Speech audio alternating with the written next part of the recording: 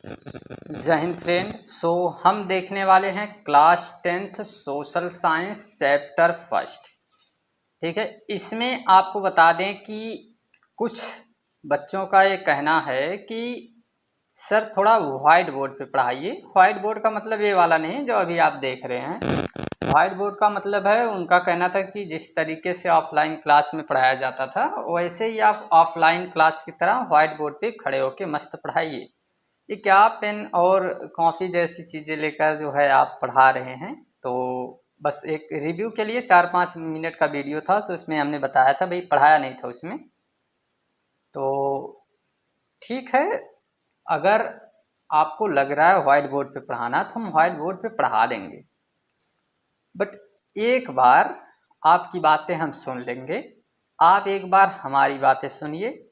एक एक क्लास जो आज अभी आपको मिली है इसको पूरा कंप्लीट कीजिए, बस एक क्लास। अगर इसमें आपको जरा सा भी कहीं ये लगता है कि कुछ चीज़ें नहीं समझ आई या फिर उससे बेटर व्हाइट बोर्ड पे हो सकता था, तो हमें बताइएगा। जिस तरीके से आप लोगों ने ये क्वेश्चन मतलब इस तरीके की बात बोली थी कि सर व्हाइट बोर्ड पे पढ़ाइए, तो हम पढ़ा देंगे उसको। बट एक बार ये क्लास आपको पूरा अटेंड करके देख लीजिए। अगर कहीं समझने में कोई दिक्कत है फिर हमको बताइए, तो हम व्हाइट बोर्ड पे भी आ जाएंगे। अब आप लोगों के लिए ही केवल सोशल साइंस को हमने फिर से पढ़ाना स्टार्ट किया, बट इच्छा नहीं थी कि उसको फिर से जो है अभी यूट्यूब वगैरह पे लाया जाए। हम नहीं चाहते थे कि अब क्लास 10th 12th का कोई भी चीज़ हम पढ़ाएं इधर। बट ठीक है, आप लोगों के कहने पे हमने उसको फिर से स्टार्ट किया है। तो थोड़ा वाइट बोर्ड में प्रॉब्लम है कि लाइट वगैरह हमको सेट करना, सारी चीज़ें फिर से वो नहीं सिस्टम सही बैठ पा रहा है। बट ठीक है, अगर भाई इतनी ही इच्छा आपकी रहेगी तो हम देखेंगे उसको भी। बट पहले अभी इसको आप देखिए, अगर यहाँ से नहीं समझ आता है तो फिर हम वहाँ चलते हैं। लेकिन अगर नहीं समझ आता है तब पहले आपको क्या करना है, क्लास अटेंड करनी है, पूरी पूरी क्लास देखनी है। और इस मानसिकता से देखनी है कि भाई सीखना है, ये नहीं कि बस हमको तो व्हाइट बोर्ड ही देखना है, तो फिर नहीं देख पाएंगे आप। तो ऐसे उम्मीद है कि ऐसी ही क्लास चलेगी। बट एक बार आप देखिए, आपको समझने में 1% भी कोई प्रॉब्लम नहीं आएगी। उससे बेटर आपको यहाँ मिलेगा, इस बात का दावा हमारा है। बस आपको एक बार यहाँ रुकना ही पड़ेगा। ठीक है, तो देखते हैं हम लोग सारी चीज़ें। कोई प्रॉब्लम हमारे हिसाब से तो नहीं आनी चाहिए, एक बार देख ही लेते हैं, फिर उसके बाद जैसा होगा तो हम देखेंगे। ठीक है, चलिए स्टार्ट करते हैं भाई क्लास को। सबसे पहले इसमें हम क्या क्या चीज़ें देखने वाले हैं, चलिए देखिए। पहली चीज़ यहाँ पे आपको ध्यान देना है, इस चैप्टर का नाम हमने आपको बता दिया कि भाई इस चैप्टर का नाम जो है वो सामने दिख रहा है। और आपकी इच्छा कि आपको ये बहुत बेटर आता है तो आप जा सकते हैं। हाँ, बट अगर आपको लगे चेक ही करना है तो फिर आप रुक सकते हैं। ठीक है, तो आप पूरी तरह से फ्रीडम आपको मिली है, आपकी जैसी इच्छा वैसे आप कर सकते हैं। ठीक है, पावर शेयरिंग नाम का ये चैप्टर है। चैप्टर ये हमारा फर्स्ट है। ठीक है, चैप्टर फर्स्ट है भैया। और इस चैप्टर फर्स्ट में ही हमको सारी चीज़ें डिस्कस करना है। एक पार्ट में हम कंप्लीट नहीं करेंगे, कर सकते हैं बट करेंगे नहीं। उसके पीछे भी रीज़न है। पूरा चैप्टर एक बार में पढ़ाने पे वो मतलब ज़्यादा हो जाता है, तो फिर दिक्कत होती है बच्चों को भी और हमको दिक्कत होगी अपलोडिंग करने में, सेव करने में बहुत समय लगता है उसको, फिर नहीं होता है सारी चीज़ जो है वो है। ठीक है, 2-3 पार्ट में करेंगे। हाँ, जब रिवीजन का समय आएगा उस तरीके से तो एक बड़ी वीडियो कंप्लीट बना दी जाएगी। 4 वीडियो हम आपको देंगे, एक में कंप्लीट जियोग्राफी, कंप्लीट हिस्ट्री, एक में कंप्लीट पॉलिटी, एक में कंप्लीट इकोनॉमिक्स। चारों सब्जेक्ट के 4 वीडियो आपको मिलेंगे। और उसके बाद आपको कुछ नहीं पढ़ना होगा, वो रिवीजन के समय आते आते हम देखेंगे। बट अभी पहले से कुछ कहना है ना अच्छा नहीं लगता है, तो पहले शुरू तो करते हैं फिर देखेंगे लास्ट में। ठीक है, तो देखिए सबसे पहली चीज इसमें हम देखते हैं, चैप्टर फर्स्ट है, एकदम ध्यान पूर्वक समझना है। अभी कुछ नहीं आता आपको, कुछ नहीं जानते, बहुत कुछ जानते हैं तो भी कोई मैटर नहीं है, सारी चीजें आपको आएगी, बट इसे रुकना पड़ेगा। ठीक है, तो चलिए देखते हैं। देखिए पहली बात, इस चैप्टर का नाम भाई पावर शेयरिंग है। पावर शेयरिंग मतलब समझ रहे हैं, शक्ति का बंटवारा हो रहा है इधर। शक्ति का बंटवारा होने का मतलब आप समझिए। ठीक है, ये दो लोग हैं, एक व्यक्ति इधर है, ठीक है, एक व्यक्ति इधर हमको दिखा। ठीक है, ये व्यक्ति एक दिखा जिसका नाम ए है, और एक व्यक्ति इधर हमको दिखा जिसका नाम बी है। ठीक है, अब बात इधर समझिए आप ध्यान से। इन दोनों में क्या हुआ कि इनका एक पूरा फैमिली है। ठीक है, इनकी फैमिली थी भाई, इनकी पूरी फैमिली थी। ठीक है, अब इस फैमिली में हमको क्या दिखा ना कि इनकी जो फैमिली थी, इस पूरे फैमिली को केवल एक आदमी हैंडल करते थे, और इनकी फैमिली में कितने लोग रहते थे, तो 144 लोग। 144 लोग इस फैमिली में रहते थे। ठीक है, फॉर एग्जाम्पल एक फैमिली थी, बहुत बड़े घरानों वाली एक फैमिली। इस फैमिली में, फैमिली ए के परिवार में क्या हुआ कि 144 लोग रहते थे। ठीक है, और ए फैमिली जो ए है, ठीक है, ए की फैमिली में 144 लोग हैं। बात समझना है, सारी चीजें क्लियर करने के लिए भाई लंबी क्लास जाएगी। ठीक है, क्लास मतलब इतनी भी छोटी नहीं होने वाली है, थोड़ा लंबी जाएगी क्लास, और सारी चीजें आपको क्लियर हो जाएगी कॉन्सेप्ट बेस। और ये ऐसे कॉन्सेप्ट आपको रहेंगे जो याद रहेंगे एग्जाम हॉल में भी आपको। ठीक है, वो हमारी जिम्मेदारी है, लिखना उखना कुछ नहीं है, बस सुनना है। जो लिखने के लिए होगा वो हम बताएंगे, अभी ध्यान से सुनना है। 144 लोगों की एक फैमिली है, फैमिली ए के पास। ठीक है, ए नाम का व्यक्ति, इसके पास फैमिली पूरी है, और सदस्य कितने हैं, 144 लोग। एक व्यक्ति और है, ठीक है, एक व्यक्ति और है जिसका नाम वी है, इसके पास भी भाई, इसके भी फैमिली में सदस्यों की संख्या कुछ 50-60 है।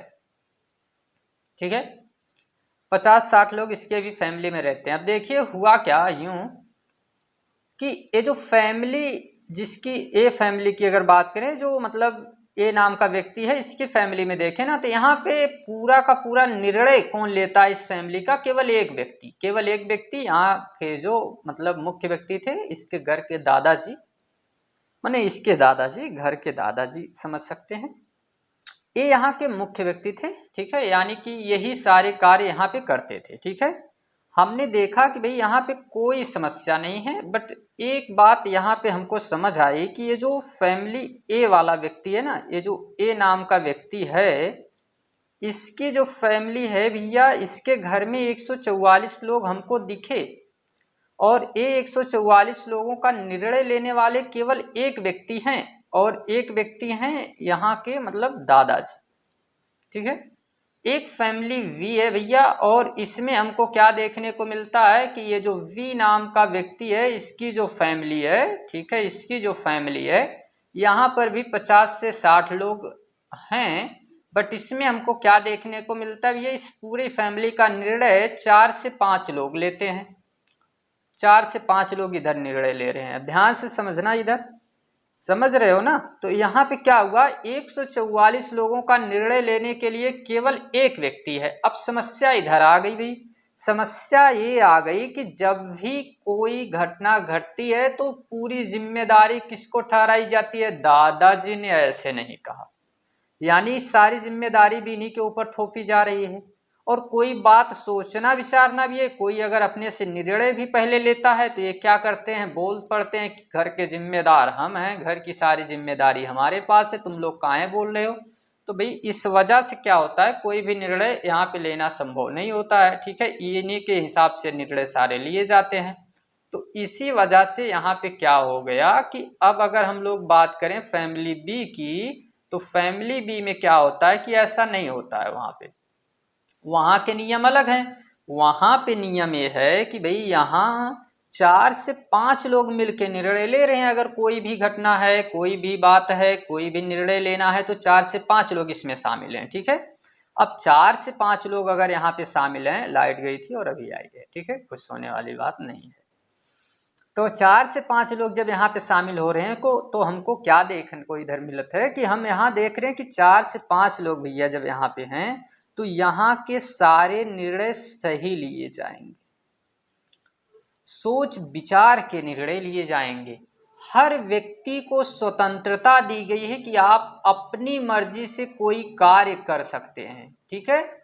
बट यहाँ पे कोई भी अगर अपनी मर्जी से काम करना चाहे तो दादाजी तुरंत आ जाते हैं और दबाव डाल देते हैं। समझ रहे हैं क्या समझाना चाहते हैं? कि यहाँ पे शक्ति का बंटवारा नहीं है, शक्ति का बंटवारा नहीं है, और यहाँ पे शक्ति का बंटवारा है, शक्ति का बंटवारा है। दैट मीन्स शक्ति का विभाजन है। समझ आई आपको बात? यहाँ पावर शेयरिंग है, यहाँ पे पावर शेयरिंग नहीं है, ठीक है। तो यहाँ पावर शेयरिंग है। इसी को, ये जो शक्ति बट रही है ना 4 से 5 लोगों में, इसी को तो पावर शेयरिंग कहेंगे। ये शक्ति जो है यहाँ पे बांटी जा रही। अब सारे सही निर्णय इधर ही लिए जा रहे हैं, बट जितने थोड़े से खराब निर्णय हैं वो सारी चीजें इधर चली जा रही हैं। निर्णय तो इधर कोई अच्छा हो ही नहीं रहा है अभी। तो यही समस्या को दूर करने के लिए जो यहाँ पे समस्या होगी, कोई निर्णय लेने में जो आ रही बातें, या फिर अगर बाद में कोई दिक्कत भी आ गई तो सब इन्हीं को जिम्मेदार ठहराएंगे, ठीक है। तो इनका जो है संपन्नता इनकी तुलना में कम रहेगी, इनकी संपन्नता कम रहेगी, इनकी संपन्नता ज्यादा रहेगी। तो ये सब के पीछे का जो रीजन था, तो यही रीजन था। इसीलिए हम लोग क्या इधर नाम दे रहे हैं कि भाई शक्ति विभाजन करना उचित होता है। तो इसीलिए हमारे चैप्टर का नाम भी क्या रखा गया भाई? शक्ति विभाजन, पावर शेयरिंग। बात समझ में आई?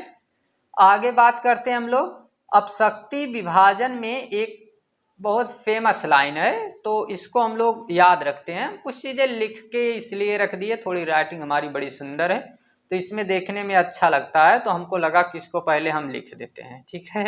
तो इसलिए से शक्ति की साझेदारी, अगर हम लोग सत्ता की जो साझेदारी है ना, एक प्रजातंत्र का आधार है भाई। आधार है का मतलब है कि ये प्रजातंत्र की जड़ है। अगर लोकतंत्र है और लोकतंत्र में शक्ति विभाजन नहीं है तो फिर तो लोकतंत्र वो है ही नहीं। लोकतंत्र का मतलब कई लोग निर्णय लेने वाले हों, काफी लोग इसमें शामिल हों, ठीक ना, तो इसको हम लोग लोकतंत्र कहेंगे, ठीक है। तो इसलिए जो इसको शक्ति विभाजन जो है बहुत जरूरी है। लोकतंत्र में, प्रजातंत्र में जो है शक्ति का विभाजन होना is the most important things, ठीक है, बहुत जरूरी चीजें हैं। तो इसलिए इसको जो है रखा जाता है भाई। फिल्टर नहीं लगा रहे हैं आप, इसको बस हमें लगा कि इससे बेटर दिखेगा, बट इसमें कोई फायदा नहीं है, ठीक है। तो देखिए आगे बढ़ते हैं हम लोग। अब आगे अगर हम बात करें ना, तो यहाँ पे 3 तरह से, 3 अलग अलग भागों में हम लोग सत्ता का विभाजन करते हैं। 3 अलग अलग भागों में कौन कौन है? 3 अलग अलग विभाजन क्या है? तो देखिए 3 अलग अलग विभाजन कौन कौन सा किया गया है। तो इसमें अगर हम देखना चाहें तो पहला हमको देखने को मिलेगा भाई विधायिका, ठीक है। विधायिका जो है यहाँ पे क्या है? विधायिका यहाँ पे अलग से निर्णय ले रही है। क्या काम करती है समझते हैं। विधायिका का काम होता है भी कानून बनाना, ठीक है। ये क्या करती है? तो कानून, लॉ मेकिंग का कार्य करती है, कानून बनाती है, ठीक है। विधायिका का क्या कार्य भाई? कानून को बनाना, लॉ मेकिंग का कार्य करेगी, कानून बनाएगी, ठीक है। बट कार्यपालिका ये क्या करेगी? ते लागू करवाएगी, इस कानून को अच्छे से भाई लागू करवाएगी। बाकी बाद में हम कार्यपालिका विधायिका एक बहुत बड़ा कॉन्सेप्ट होता है भाई, डिस्कस करेंगे कभी, ठीक है।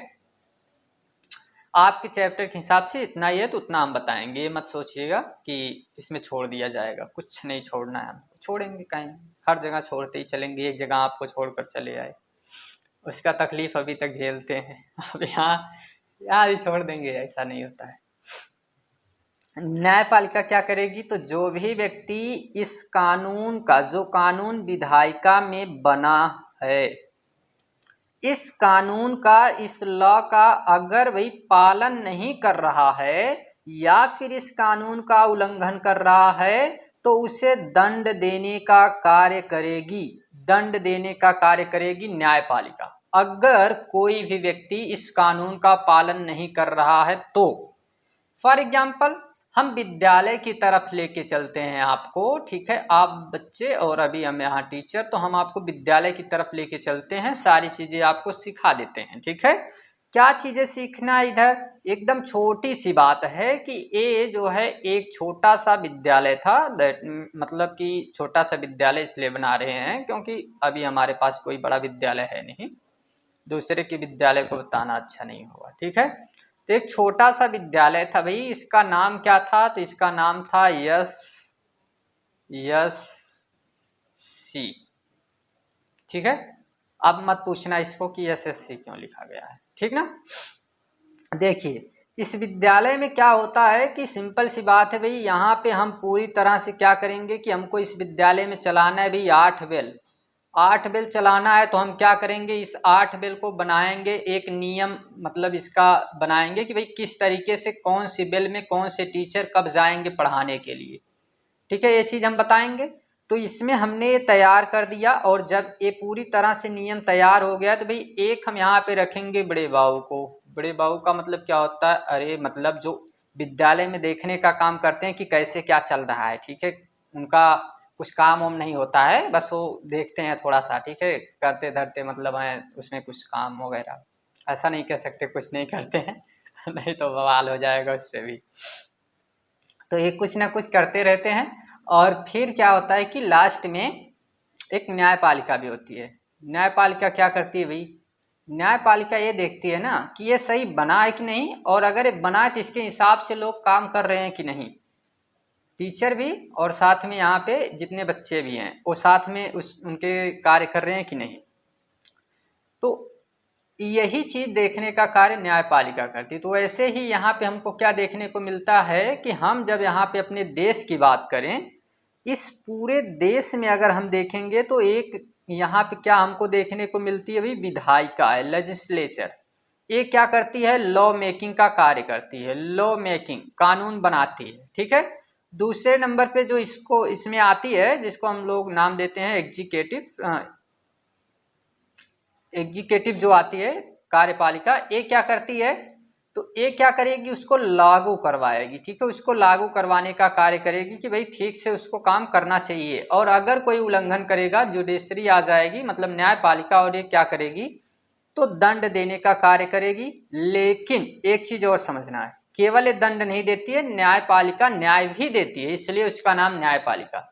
मान लेते हैं ये जो नियम यहाँ पे बना था, इस नियम के खिलाफ ये व्यक्ति गया भी नहीं, ये व्यक्ति जो था ये इस नियम के खिलाफ नहीं गया, बट क्या हुआ कि ये जब इस व्यक्ति जो ये था इस नियम के खिलाफ नहीं भी गया, फिर भी इसको इसकी सजा मिली है, इसका दंड मिला है। तो भाई यहाँ न्यायपालिका क्या करेगी, इसको कोर्ट में न्याय दिलाएगी, बट ये होता नहीं है, हर जगह ये चीज नहीं होती है। जैसे अभी हमने आपको एग्जाम्पल दिया था विद्यालय का, वो केवल एग्जाम्पल ही रह जाएगा, उसमें मतलब ऐसा मिलता नहीं आपको देखने के लिए, ठीक है। क्योंकि वहाँ पे इसलिए नहीं देखने को मिलता है कि वहाँ न्याय वाय मिलता नहीं है, आपके लिए जो अच्छा है बस वही चीज़ अच्छा है, ठीक है। तो यहाँ चीज़ें कर दी जाती हैं, गलती कोई और करे सजा उसकी कोई और भोगता है, तो ये सारी चीज़ें उधर देखने को मिलती हैं। हमारी बातों पे ना जाएं, कृपया ध्यान दें इधर, ठीक है। तो चलते हैं आगे हम लोग भाई, ज़्यादा समय इसमें ना लेते हैं, जितना जिसकी ज़रूरत है उसको उतना दिया जाए। हाँ समझ आ रहा होगा, बड़े अच्छे से हम लोग चलें। ऐसा अगर टाइम आपकी ज़्यादा जा रही है भाई, आप दूसरी जगह देख सकते हैं। हम यही कलसवा आपका 1 घंटे में पूरा चैप्टर ख़त्म करने की हिम्मत रखते हैं, आधे घंटे में ख़त्म कर दें, बट याद क्या रहेगा, याद रखना है ना भाई आपको सारी चीज़ें, तो हम याद करवा रहे हैं आपको, सारी चीज़ें याद हो जाएंगी, टेंशन फ्री होके बैठो। दोबारा कहीं नोट्स वगैरह कुछ नहीं आपको रिवाइज करना है, बस आपको बैठना है, सारी चीज़ें याद हो जाएंगी। चलिए आगे बढ़ते हैं। तो इसमें देखते हैं हम लोग 2 देश हैं, ठीक है। अब इस पूरी की सत्ता की साझेदारी को समझाने के लिए इस चैप्टर ने 2 देशों की बात की है, ठीक है। 2 देश हैं यहाँ पे, और 2 देशों में पहला एक देश आ जाता है जिसको हम नाम क्या देते हैं भाई, एक देश को नाम देते हैं बेल्जियम, ठीक है। एक देश है जिसको हम नाम क्या देते हैं, बेल्जियम, और एक दूसरा देश है जिसको हम क्या नाम देते हैं, इस दूसरे देश को नाम देते हैं श्रीलंका। ठीक है, दो देश हैं, इस दो देश का एग्जाम्पल यहाँ पे लिया गया है। अब ध्यान से समझने वाली बात यह है कि ये दो देश जो हैं बहुत ही छोटे देश हैं। ठीक है, बेल्जियम जो है ये एक छोटा देश है, बट कहाँ का है, तो भाई यूरोप का है, यूरोप का एक छोटा सा देश है। ठीक है, यूरोप महाद्वीप का। और श्रीलंका कहाँ का है, तो एशिया का है, बट भारत के साथ लगा है और एक द्वीपीय देश है। ठीक है, भारत के साथ लगा हुआ एक द्वीपीय देश है श्रीलंका। ठीक है, दोनों चीजें बात समझ आई। अब आगे अगर हम देखते हैं तो जो बेल्जियम है ना, बेल्जियम में भी कई भाषाएं बोली जाती हैं। फॉर एग्जाम्पल आपने पढ़ा भी होगा और सुना भी होगा, नहीं भी सुना है तो कोई बात ना, हम सुना देते हैं, फ्रेंच, डच, जर्मन। ये तीन तो याद रखने हैं आपको कि इधर तीन भाषा भी चलती है। ठीक है, इधर भी ऐसी कुछ भाषाएं बोली जाती हैं, जैसे सिंघली। ठीक है, सिंघली भाषा इधर चलती है, तमिल चलती है। ठीक है, और दोनों मिक्स चलती है, तो ऐसी भाषाएं इधर बोली जाती हैं। अब हुआ क्या, समस्या क्या है भैया, ये तो बताइए।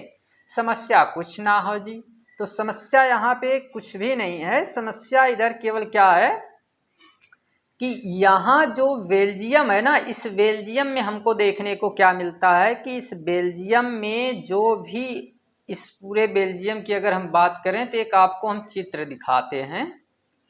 बेल्जियम के लिए हमने एक फोटोआ खींच के रखे हैं। फोटोआ आपका कहाँ गया जी, एक मिनट, फोटोआ आपको हम दिखाई देते हैं।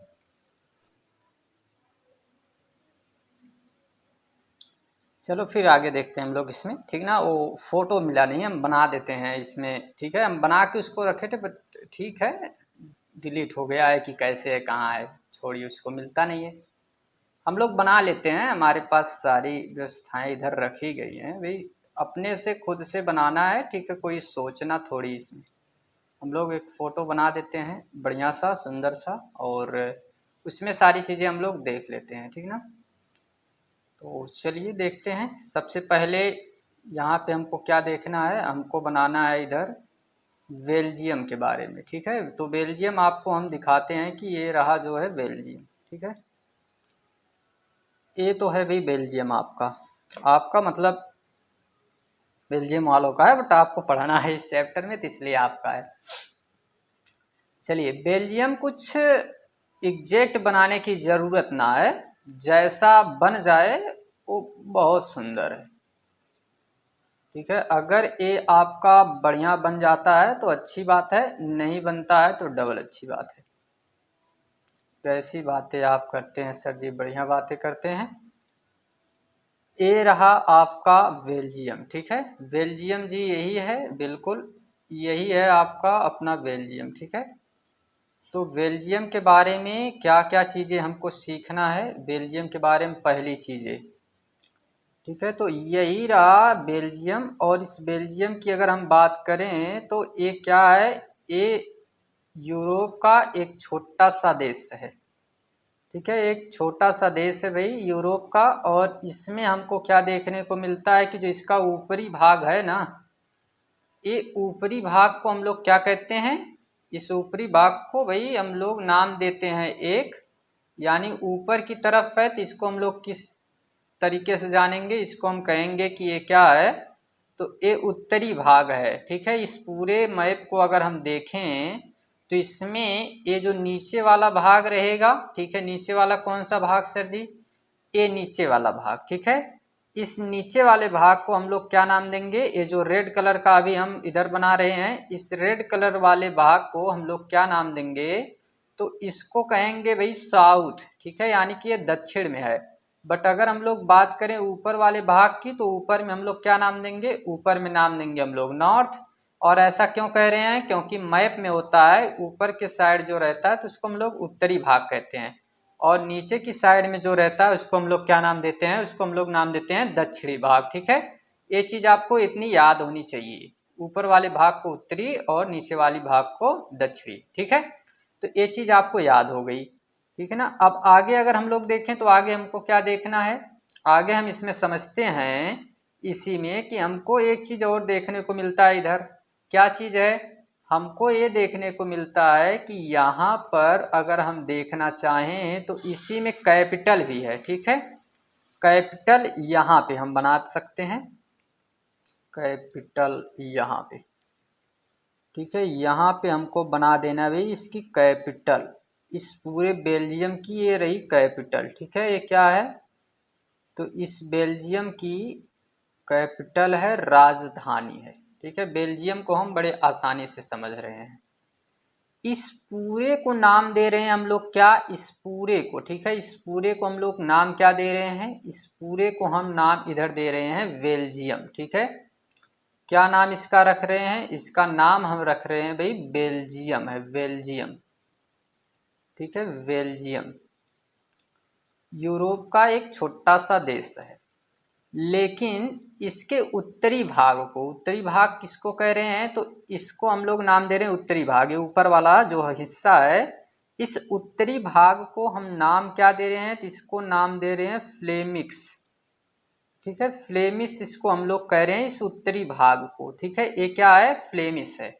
बट अगर हम लोग बात करें तो इसका ये जो दक्षिणी भाग है, इस दक्षिणी भाग को हम लोग क्या नाम दे रहे हैं, तो इसको नाम दे रहे हैं वेलोनिया। ये समझना है आराम से। ठीक है, इस दक्षिणी भाग को हम लोग क्या नाम दे रहे हैं भाई, इस दक्षिणी भाग को हम लोग नाम दे रहे हैं वेलोनिया। ठीक है, उत्तरी भाग फ्लेमिश हो गया, दक्षिणी भाग वेलोनिया हो गया। और इसकी कैपिटल, ये जो कैपिटल है इसको हम लोग क्या नाम दे रहे हैं, तो अगर हम इस कैपिटल की बात करें तो इस कैपिटल को हम एक अलग नाम देते हैं, और वो अलग नाम क्या है, अलग नाम इसका है ब्रुसेल्स। ठीक है, इस कैपिटल का क्या नाम है भाई, तो कैपिटल का नाम है ब्रुसेल्स। ठीक है, ये यहां तक बात आपको समझ आ गई है। देखिए, इस पूरे को हमने क्या नाम दिया, इस पूरे को नाम दिया बेल्जियम। ठीक है, बात समझ में आई। और इसके साथ अगर हम बात करें तो ये जो ऊपर वाला भाग है, ठीक है, ऊपर वाला भाग है, मतलब इसको हम लोग क्या कहते हैं, तो उत्तर भाग है। ठीक है, इसका उत्तरी भाग, और इसी उत्तरी भाग को हम क्या नाम दे रहे हैं भाई, फ्लेमिश कह रहे हैं। ठीक है, लेकिन इसके इस निचले भाग को जो रेड कलर का है, इसको हम लोग क्या कह रहे हैं, तो भाई ये क्या है, दक्षिणी भाग है इसका। और इस दक्षिणी भाग को हम लोग क्या नाम दे रहे हैं, वेलोनिया कह रहे हैं। यहां तक बात क्लियर है। अब समझना हमको ये है कि यहाँ पर इस पूरे बेल्जियम की बाउंड्री लगती है, मतलब चारों तरफ इसकी सीमा लगती है अलग अलग देशों से, क्योंकि यूरोप में एक महाद्वीप, जो यूरोप महाद्वीप है उसका एक छोटा सा देश है।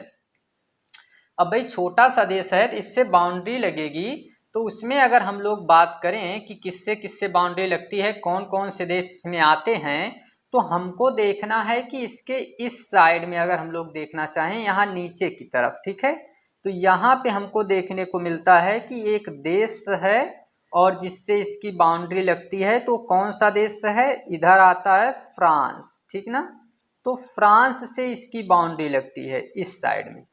ये आपको याद नहीं रखना है किस साइड में बाउंड्री लगती है, बस 4 देश हम बता रहे हैं, उन चारों के नाम आपको याद होने चाहिए। ठीक है, नाम वो जरूरी है याद रखना, बाकी किस साइड में लग रहा है बाउंड्री ये कोई मैटर नहीं करता है। ठीक है, फिर एक जो है इस साइड में बाउंड्री लगती है जिसको हम लोग नाम देते हैं जर्मनी। ठीक है, जर्मनी नाम दे रहे हैं। और एक इस साइड में बाउंड्री लगती है एक देश की जिसको हम लोग नाम दे रहे हैं नीदरलैंड। ठीक है, नीदरलैंड के नाम से उसको जानते हैं, नीदरलैंड। ठीक है, और एक बाउंड्री यहाँ नीचे की तरफ लगती है जिसको हम लोग क्या नाम दे रहे हैं, लग्जमबर्ग। ठीक है, इसको लग्जमबर्ग कहते हैं, लग्जमबर्ग। ठीक, 4 देश हैं। हम क्या बात कर रहे हैं, तो सिंपल सी बात कर रहे हैं कि बेल्जियम की बाउंड्री 4 देशों के साथ लगती है। ये बेल्जियम तो इधर एक देश है जिसका नाम है जर्मनी, जर्मनी के साथ बाउंड्री।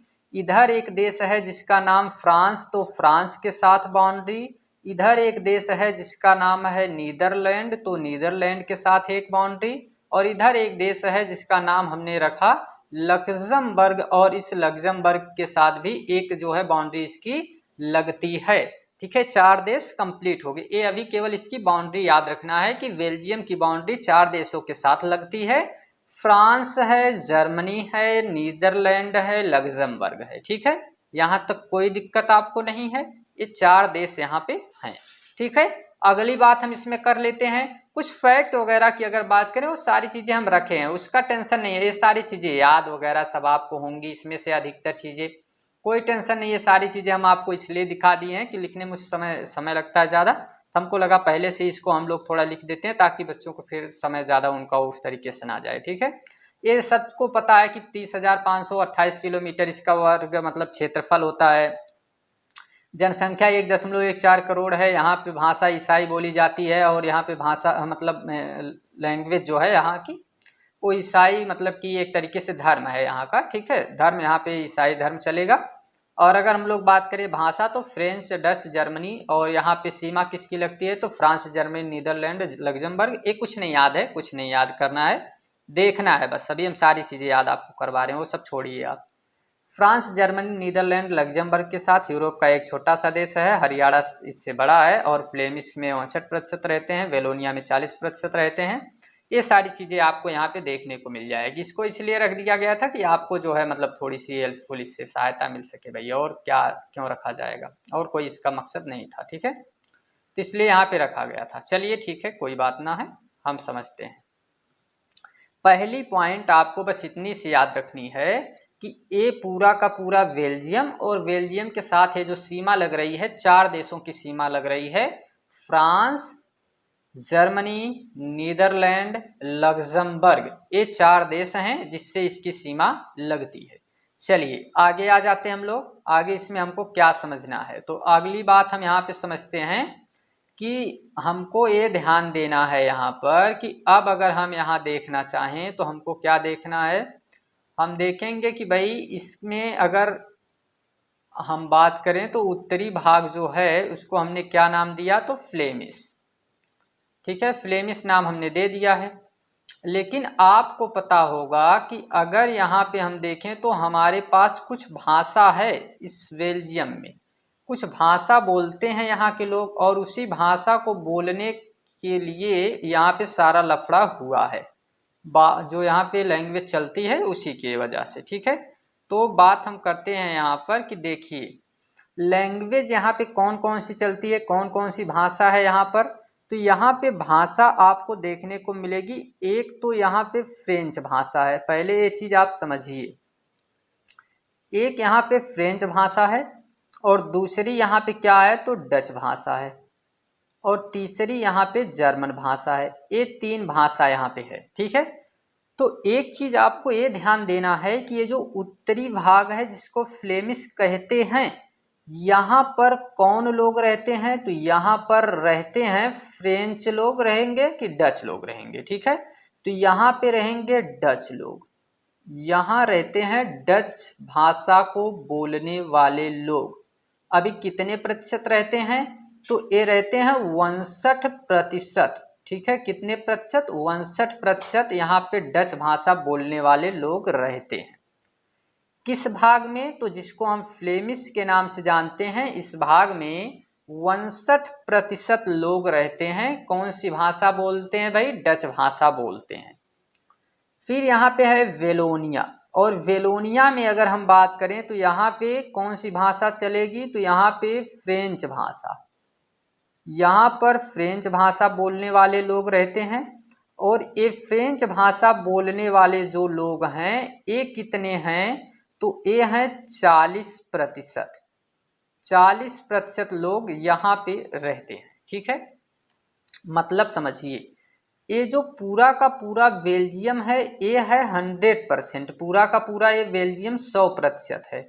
इस पूरे 100% का 59% हिस्सा डच भाषा बोलने वाले लोगों का है, जो फ्लेमिश नाम के इस भाग में रहता है, और ये 59% हिस्सा डच भाषा बोलता है। जबकि इसमें से 40% हिस्सा, इसमें से 40% हिस्सा दक्षिणी भाग में रहता है और जिसे वेलोनिया कहते हैं। और ये लोग कौन सी भाषा बोलते हैं? तो ये लोग फ्रेंच भाषा बोलते हैं। ये चीज क्लियर है। आगे अगर बात करें, जो 1% हिस्सा यहाँ पे बच रहा है तो कौन सी लैंग्वेज है और कौन से लोग रहते हैं? तो यहाँ किनारे पर, यहाँ पर जो है एक अलग भाषा चलती है, क्योंकि जर्मनी से लगा हुआ ये हिस्सा है तो यहाँ पे एक अलग भाषा चलेगी। और यहाँ पे जो अलग भाषा चलती है तो उसका क्या नाम है? उसका नाम है जर्मन। ठीक है, जर्मन भाषा यहाँ पर 1% लोग यहाँ पे जर्मन भाषा बोलते हैं। ठीक है, तो 1% लोग इधर बच गए थे और जो कौन सी भाषा बोल रहे हैं? तो जर्मन भाषा बोल रहे हैं। ठीक है, 1% लोग जर्मन भाषा बोलते हैं। हमने क्या बात किया? तो अगर हम स्पष्ट करें यहाँ पर, तो हम यही यहाँ पे समझ रहे थे कि ये पूरा का पूरा कितना था? तो भाई ये 100% था। ठीक ना, ये पूरा का पूरा 100% है। और इस 100% में अगर हम देखें तो इसमें से 59% जो भाग है, इसमें से 59% वो डच भाषा बोलने वालों का है और 40% जो इसमें से भाग है वो फ्रेंच भाषा बोलने वालों का है। ठीक है, तो ये डच भाषा और ये कौन सी? तो ये फ्रेंच भाषा। ठीक, यहां तक क्लियर है। और 1% जो बच रहा है, 1%, वो 1% कौन सा बच जा रहा है? तो 1% जो अलग से बच रहा है वो है एक अलग भाषा 1%। और वो कौन सी लैंग्वेज है? तो वो लैंग्वेज है जर्मन। ठीक है, 100% हो गया भाई। लेकिन समस्या यहीं तक नहीं है, आगे भी है, उसको भी समझते हैं। अगली समस्या ये है कि इस पूरे के पूरे बेल्जियम में, इस पूरे के पूरे बेल्जियम में हमको कैपिटल भी ध्यान देना है। ये जो कैपिटल है हमारी, ठीक है, जो कैपिटल है, राजधानी ब्रुसेल्स जो है, यहाँ का नियम अलग है। यहाँ का नियम क्या है? तो यहाँ पे हमको ये ध्यान देना है कि यहाँ पे नियम है कि भाई यहाँ 80% और 20% ये दो भागों में टूटा है। इसका क्या मतलब है? इसका मतलब है कि जो 80% लोग हैं इस राजधानी में जो रहते हैं, इसको हम अभी समझाते हैं अच्छे से आपको। देखिए, इस पूरे देश को, जिसको हम बेल्जियम नाम दे रहे हैं, यहाँ से, इस पूरे बेल्जियम से अगर हम बात करें तो ये पूरा 100% है। जैसे भारत इसको समझ लेते हैं और भारत की राजधानी दिल्ली, तो दिल्ली में जो भारत के लोग रहते हैं वो भी तो भारत के ही कहे जाएंगे। ठीक है, यानी जो भारत के लोग दिल्ली में रहते हैं उसकी राजधानी में, वो भी लोग क्या कहे जाएंगे? तो भारत के ही कहे जाएंगे। और अगर हम मानते हैं कि पूरे भारत में हिंदी इंग्लिश का जो अगर प्रतिशत है वो 59 और 40 का है, तो हम कहेंगे कि इसमें अगर हम देखें तो दिल्ली राजधानी जो है वहां पे थोड़ा सा बदल जाता है। इसको हम अपने यहाँ के रीजन से थोड़ा समझ लेते हैं। ठीक है, जैसे देखिए, ऐसा ऐसा क्यों कर रहे हैं? तो भाई ये समझाने के लिए, इसमें कंफ्यूजन बच्चों को होता रहता है तो थोड़ा सा एक बार हम समझा देते हैं। ठीक है, टेंशन नहीं लेना है आपको, सारी चीजें क्लियर हो जाएंगी। और इसीलिए हमने कहा है कि केवल क्लास अटेंड करने से आपको सारी चीजें याद होंगी। तो भाई वो चीज आपको हमने कहा है तो सारी चीजें आपको हम दिखा देते हैं कि याद कैसे होंगी। बस आपको क्लास तो भाई अटेंड करना ही पड़ेगा, और क्लास आप अटेंड अगर करते हैं तो हमारी जिम्मेदारी पूरी बनती है कि आपको हम पूरी चीजें याद करा दें। ठीक है, बस थोड़ा सा इस पे मैप इतना अच्छा नहीं बनता है। रीजन है कि भाई इस पे लिखना मतलब थोड़ा सा तो डिफिकल्ट रहता है।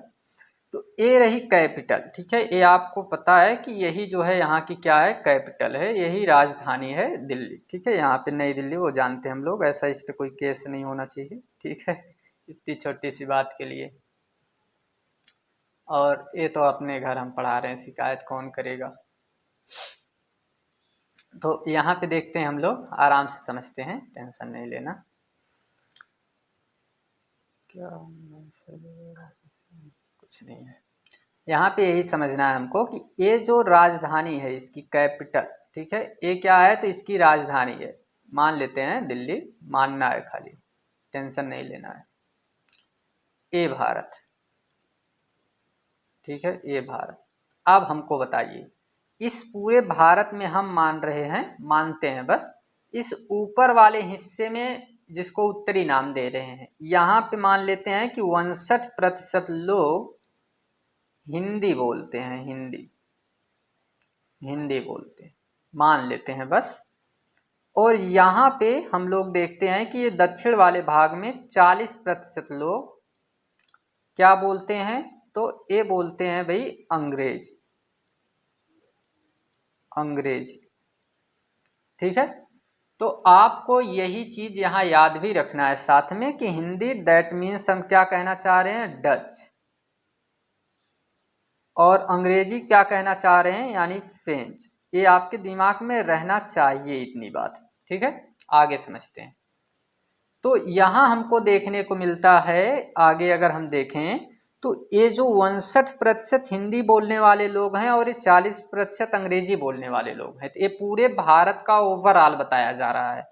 लेकिन जब यहीं से तो गए हुए लोग राजधानी में भी रह रहे हैं, तो जब राजधानी में हम जाते हैं ना, तो इस राजधानी में अगर मान लेते हैं पूरे भारत में रहने वाले लोगों की संख्या 100 है, तो राजधानी में इसी में से 10 लोग रहते हैं, इसी में से 10 लोग राजधानी में रहते हैं। तो जो 10 लोग इस राजधानी में रहते हैं, तो इसी में से गए हुए लोग हैं। इसको अगर हम 100% मान के देख रहे हैं, तो इसको अगर हम 100% मान रहे हैं ना, तो इसी का 80% यानी 10 में 8 लोग, 8 लोग अब ये भाषा बोलने लगे हैं। मतलब इस भाषा का मतलब क्या है, फ्रेंच, दैट मीन्स अंग्रेजी। हम इस एग्जाम्पल से अगर समझना चाहें तो फ्रेंच भाषा जो थी, ये पूरे के पूरे, इस अगर हम भारत की बात करें तो यहाँ पे क्या थी, अंग्रेजी कम थी ओवरऑल में देखें, क्योंकि यहाँ 59 था तो यहाँ अंग्रेजी 40 थी। लेकिन यही फ्रेंच यानी जिसको अंग्रेजी कह रहे हैं, यही भाषा जब हम यहाँ राजधानी में लेके आते हैं तो 10 लोगों में 8 लोग बोलते हैं, और केवल 2 लोग, इसमें से इसका केवल 2%, मतलब केवल 2 लोग यहाँ पे क्या बोलने लगे हैं, तो यहाँ पे डच बोलने लगे हैं। बस यही तो था, यही तो हमको समझाना था। इससे बेटर अगर समझा देना कोई पैसा लेके इधर फेरे में है तो हमसे कहना, ठीक है। और इसी के लिए हम जाने जाते हैं, और कोई बात थोड़ी हमारे अंदर, घमंड भी है इस बात का, और इसी वजह से सारी चीज़ें नहीं मिलती हैं। तो देखते हैं, ठीक है। अब बताना भी, व्हाइट बोर्ड में कहाँ तुमको समस्या आ रही है, अब बताना इसको, इससे बेटर थोड़ी समझाया जा सकता है यार। चलते हैं आगे। तो यही चीज़ें आपको देखने को यहाँ मिलती है कि जो इस पूरे कैपिटल में हम देख रहे थे वो अलग था, तो यही चीज़ें अब आ गई, क्लियर हो गई, ठीक है। 59% कौन सी भाषा बोलते थे लोग, 59% भाषा ये बोलते थे डच भाषा, 59%, और 40% फ्रेंच भाषा। लेकिन राजधानी का नियम 8 जो बोल रहे थे वही यहाँ 80 है, 80% कौन सी भाषा चलती है, तो जो कम थी वो यहाँ ज्यादा है, मतलब फ्रेंच। और अपने एग्जाम्पल से भाई क्या होगा, अंग्रेजी। और जो पूरे में ज्यादा थी वो यहाँ कम है, क्या, तो क्या है यहाँ पे, वो है डच। बात समझ में आ गई, सारी चीजें याद हो गई है। और अगर नहीं याद आपको हुई, आप में कमी है, ध्यान दीजिए, इसका इलाज करवाइए। और कहीं पर कि सर जी हम बादाम खाते हैं बट उसका कोई असर नहीं होने वाला है हमको, क्लास में आए तो हैं, नींद में है, और नींद में हो तो इधर ध्यान दो, आगे ध्यान होना चाहिए, ठीक है। कायदे से बैठ के सीधे सीधे पढ़ो, दीवार में लटक गए हैं, नींद में हैं, ये नहीं करना है, आगे ध्यान देना है, ठीक ना। तो ये सारी चीजें आपको याद हो गई।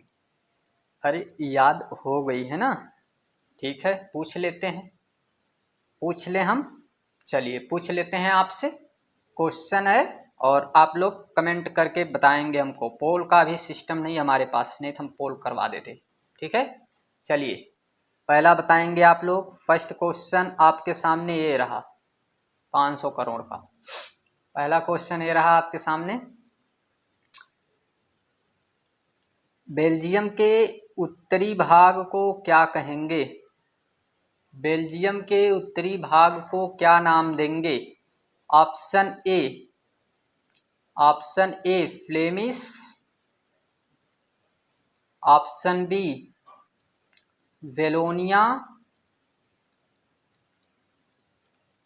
Option C Brussels, option D निद्म। बताएंगे, कमेंट करके आपको बताना है, ठीक है किसमें से कौन सा ऑप्शन सही है। ठीक है क्वेश्चन नंबर दूसरा, भाई क्वेश्चन पूछा क्यों जा रहा है, आपको सारी चीजें याद करवानी। क्वेश्चन नंबर दूसरा आप देखेंगे तो दूसरा क्वेश्चन क्या है, दूसरा क्वेश्चन है आपके सामने कि डच भाषा कितने प्रतिशत बोलने वाले लोगों की है पूरे बेल्जियम में? पूरे बेल्जियम में डच भाषा, पूरे बेल्जियम में तो कितनी प्रतिशत है? Option A 40%, option B 59%, option C 1%, option D. Class में नहीं है, कहीं और ही घूम रहे हैं हम तो। ठीक है क्वेश्चन नंबर तीसरा और ये लास्ट क्वेश्चन, लास्ट क्वेश्चन है तीसरा question, is the last question. ये क्वेश्चन है बेल्जियम की राजधानी क्या है? राजधानी क्या है बेल्जियम की, कैपिटल क्या है? Option A Brussels, option B है Flemish, option C Wallonia, option D दीवार से टिके हैं।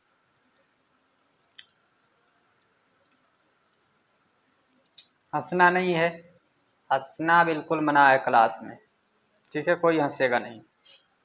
चलिए आगे, क्वेश्चन हो गया, आगे बढ़ जाते हैं हम लोग। आगे देख लेते हैं भाई, सारी चीज़ें आपको याद हो गई होंगी और ये सब एग्जाम्पल वगैरह याद रखेंगे। चलिए आगे बढ़ जाते हैं हम लोग।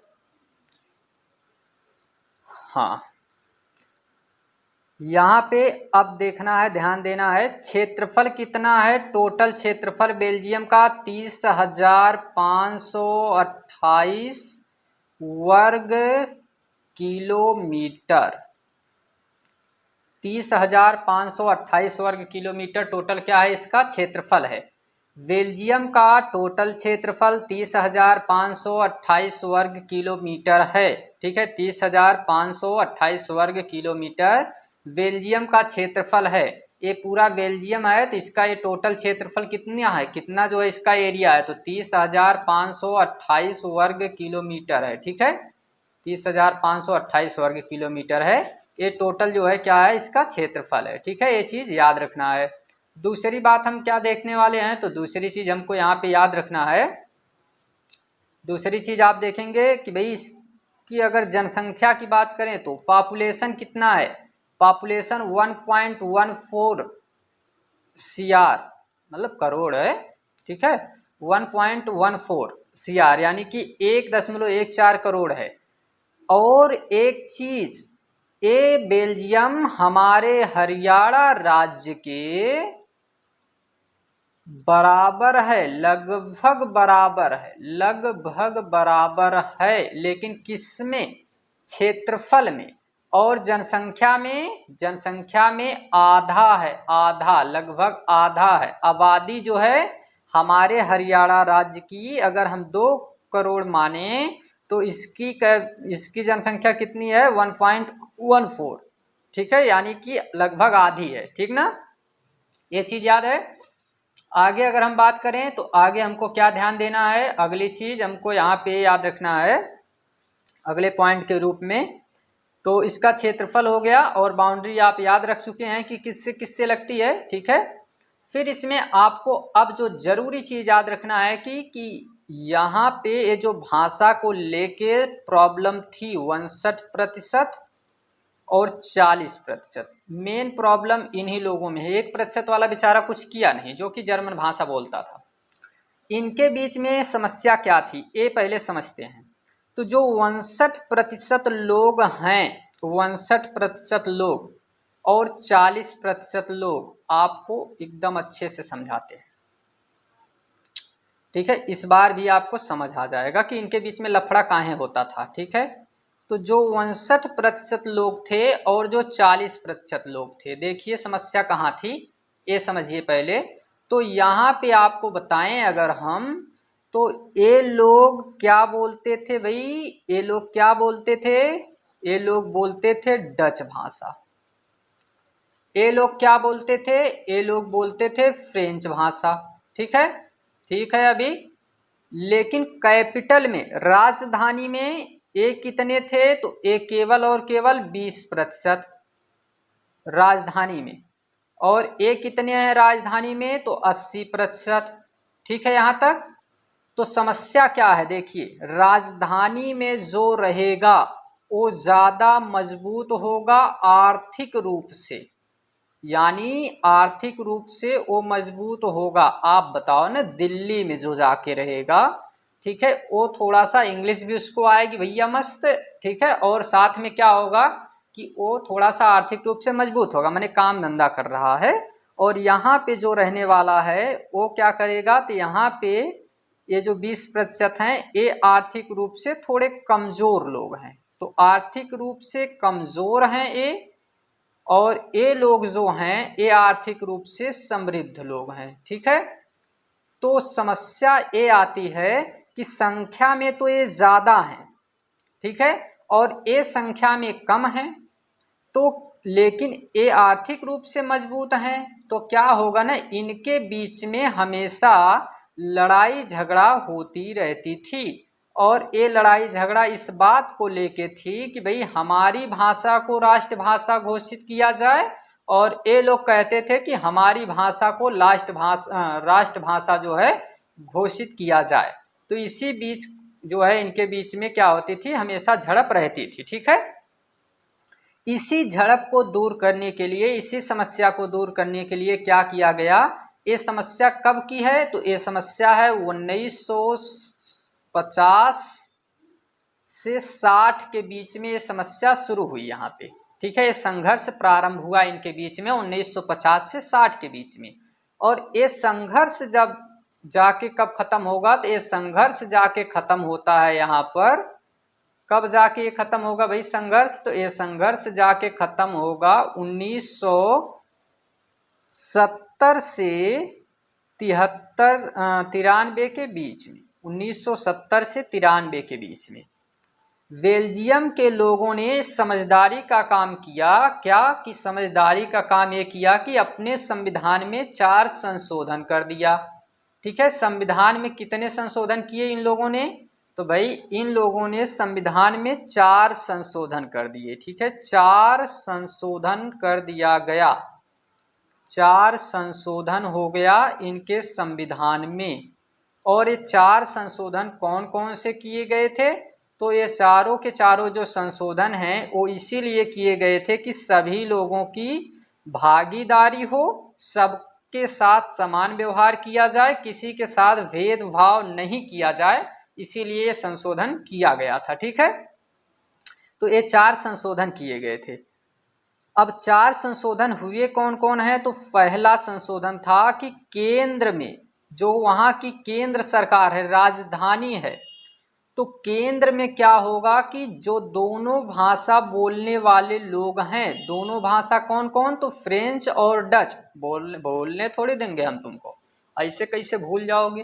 तो दोनों भाषा को बोलने वाले जो लोग हैं फ्रेंच और डच, इनके जितने भी प्रतिनिधि रहेंगे, जितने भी प्रतिनिधि रहेंगे उनकी संख्या क्या होगी, समान होगी। पहली बात, केंद्र सरकार में जो दोनों भाषा है फ्रेंच और डच, उनके प्रतिनिधियों की संख्या क्या रहेगी, समान रहेगी। ठीक है, पहला संशोधन।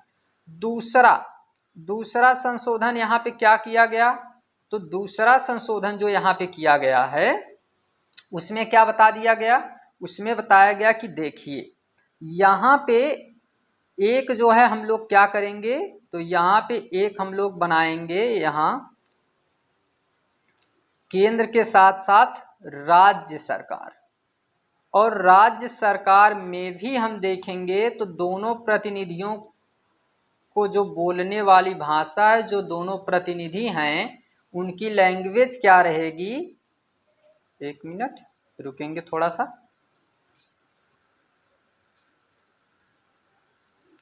अरे रुको तो सही, काम काहे नहीं कर रहा है।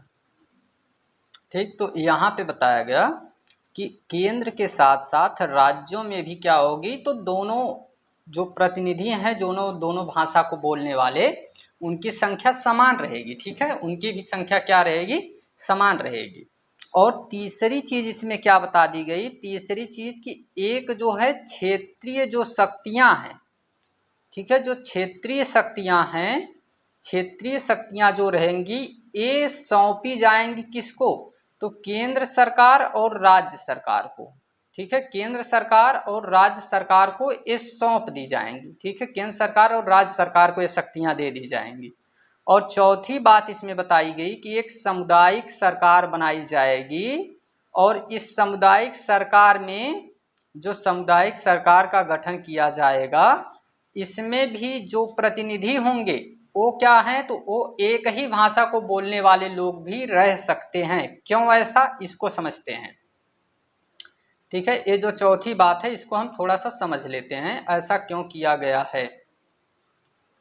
देखते हैं यहाँ पर, ये मैप हमारा कहाँ गयो जी, हाँ इधर, इसको हमको, और क्या टिपा गया तेरी तो,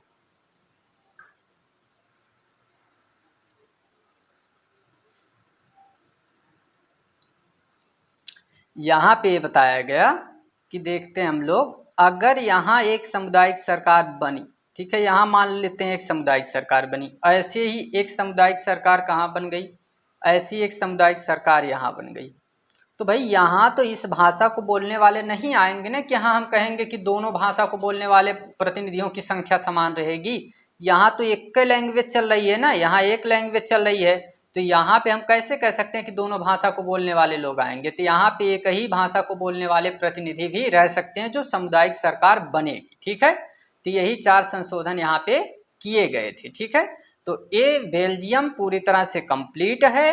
अब अगली क्लास में हम श्रीलंका देख लेंगे, और 2-3 तर्क दिए जाते हैं वो तर्क देख लेंगे, चैप्टर वी विल क्लोज, मतलब अगली क्लास में चैप्टर क्लोज हो जाएगा बड़े आराम से। आई होप सारी चीज़ें आपको याद होंगी जो कुछ भी आज हमने पढ़ाया है, अगर आप शुरू से आखिरी तक क्लास में थे। बाकी भाई आपकी मर्जी, आप कैसे क्या करना चाहते हैं, हम उसके बारे में कुछ नहीं जानते हैं। ठीक है, इससे ज़्यादा हम इसमें कुछ भी नहीं कर सकते हैं। ठीक है, हाँ अगर आपको लगेगा कि कहीं कोई चीज़ें रिपीट करना है या कुछ, तो आप एक बार वीडियो दोबारा देख सकते हैं। ठीक ना, बाकी आप स्वतंत्र हैं, हम इससे ज़्यादा इसमें ऐड अगर करना चाहेंगे, चैप्टर इतना बड़ा हो जाएगा पूछिए मत, कुछ नहीं है भाई, इससे ज़्यादा पेपर में आएगा क्या यार, बहुत देख लिया हमने, सारी चीज़ें कवर कर ली। ठीक, डोंट टेंशन, इतना पढ़ लो आप, सारी चीज़ें इसमें है। तो थैंक्स, टेक केयर, मिलते हैं अगली क्लास।